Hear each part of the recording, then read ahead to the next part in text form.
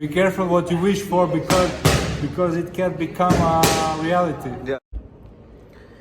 The Untouchable True School Sports Empire proudly presents something the boxing game's missing. Hey, what's going on? It's your boy BT, and I came here to talk some boxing with the thousands of True School Sports subscribers.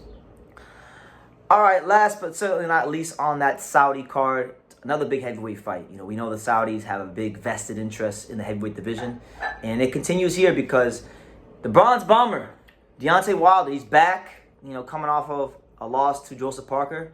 And he's fighting a guy that also lost to Joseph Parker, Zhilei Zhang. Yep. Two of the most destructive, power-punching fighters of their era in the heavyweight division. Yep. Going toe-to-toe, blow for blow, like Evander and Bo. Yeah. What do you make of that matchup, Pops? Well, I'm gonna say like this, and I know you always tell me this. You always tell me don't look at the last fight of a fighter and judge him by that. They both had, just so you know, they both had the same last fight. They both lost to Joseph Parker in the last fight. So. But I'm saying coming off the layoff, I think Wilder's been laid off too much. To me, He fought in December. Well, either way, he didn't look the Wilder that I've seen always that at least knew how to do a nice jab, at least how to connect and time that right. He just looked out. In my opinion, he looked out of sync in a lot of ways. And if you're gonna fight a guy like Zhang Li, who's tall and aggressive and he's got power in the punches, you better not go in there and be half-stepping because he can just catch you one time, knock you out. On the other hand, we know what Wilder's known for is a lethal right hand. Can he come in there and prime his engine, get it back tuned up where he can do basic movements, combinations, and set up that right hand? Or is he going to come in lackadaisical? What's it called? Lackadaisical? Lackadaisical. Yeah, that word. And come in there and just come in and expect to knock this guy out. Because one thing about Lee will fight you the first 5 rounds. Zhang. I'm sorry, he's Chinese, still respect.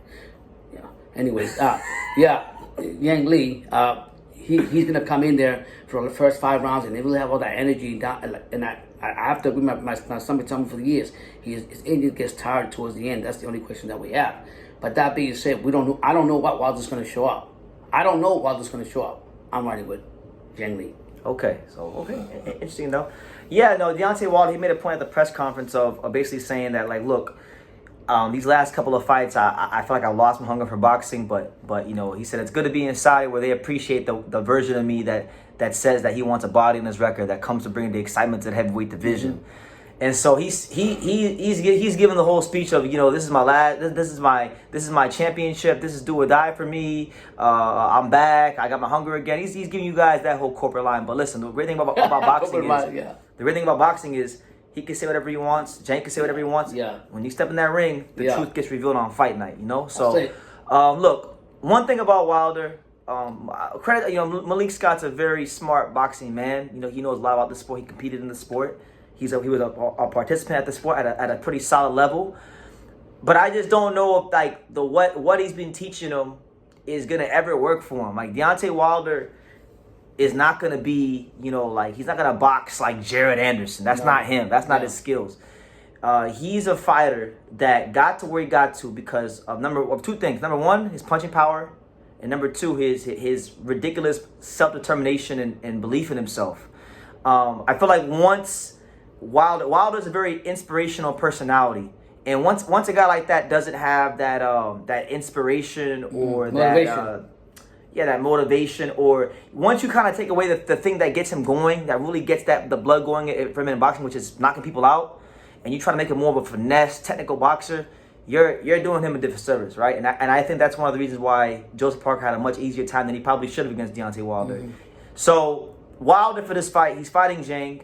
Zhang is going to outweigh him by at least 30 to 50 pounds on fight night. Holy shit. So the key for Wilder is going to be when Zhang does try to close the gap on you, you better make him pay with something. Yeah. Because that's a big dude. Yeah. And, you know, in boxing, speed is power. Mm-hmm. So I don't know what weight they're going to plan on coming in at, but I really hope that Wilder learns from the mistakes of the past in the third Fury fight, and he does not come in bigger.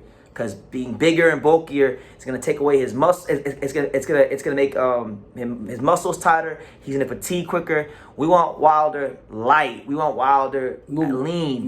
Because speed and fluidity, that's power in boxing. And the leaner Wilder is, the more speed and fluidity he will have, and the closer he will get to detonating a guy like Zhang, who, by the way, like I've said many times, before, during, and after the Filip Hrgovic fight, He's a fantastic fighter. I like Zhang. I think there's a lot of great attributes. He can box. He's a great counterpuncher. He's got heavy hands.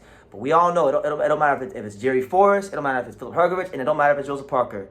After 5 rounds, Zhang will inevitably start blowing out of his ass. So I think for Wilder, conditioning is going to be very key in this fight, because if he doesn't hurt him early, he's going to need to have enough in the legs and in the tank to hurt him late. So I like the fight a lot. It's really anybody's fight to win. 50-50? I would say it's damn near 50-50 fight. Okay. I don't really feel confident picking either guy. Seriously? I don't feel confident. Oh, shit. And I'm going to tell you why I don't feel confident picking either guy. Shit. Normally I can tell you, okay, I'm confident, but Yeah. I'm not confident picking either one of them. I'm going to tell you why. I'm not confident picking Zhang because after 5 rounds, he starts blowing out of his ass. So if he doesn't hurt Wilder in the first 5 rounds, 4 or 5 rounds, I know that inevitably he's going to run out of gas And get beat. I don't feel confident in Wilder because even though he should be a guy like Zhang, Fair. I don't feel confident in him because Malik Scott is trying to turn him into a finesse boxer. And Wilder is not a finesse boxer. He's a killer. He's a gunslinging, power punching, country strong, heavyweight knockout artist. Alabama. Yeah, you're right. So Cornbread. because I'm not sure if they're gonna actually let him be the guy that became champion, I can't even pick him confidently. So you know what I'm gonna do? What? I'm gonna shut the hell up and just watch the fight. Yeah, and so you're basically saying that I'm not allowed. If I had to pick a guy, I don't even like. I'm not confident. I'm not confident either way. Be honest. I'm not confident either way. Honest. But I would say this: if Malik Scott keeps changing his style, and let's say the boxer's not used to that style, Wilder could tell him like he used to tell his other famous that I really like, the other trainer used to have, that hey, you know what? I'm going the way I want to go. I want to dodge warrior the way I want to go, and that's for me attacking, coming forward, and throwing that right hand. Never mind that dancing, none of that. I just want to see a little bit more from him because at the end, I think that Zhang Ling's gonna tire out. Yeah, so we'll see how it goes, man. And anybody could get knocked out in this fight. I think the speed advantage goes to Wilder. So I think Wilder early on, just as long as he doesn't overshoot or get caught with any big counterpunch, he's gonna have a small window of time early in the fight, I think, to knock out Zhang. I'm low-key kind of rooting for Wilder just because I like Wilder anyways. I'll do a video on this later on, but I think Jared Anderson has given me a newfound appreciation for Deontay Wilder. So we'll get to that later on. But anyways, what would you say now? The winner of this fight, just quickly, what do you think? What would open up for them in the following fight, like a big title fight? So if Wilder has a sensational performance and knocks this guy the hell out like he's done in the past, then I think that I would actually revive the Anthony Joshua talks. Oh wow! If Zhang, I actually think either one of these guys could fight Anthony Joshua.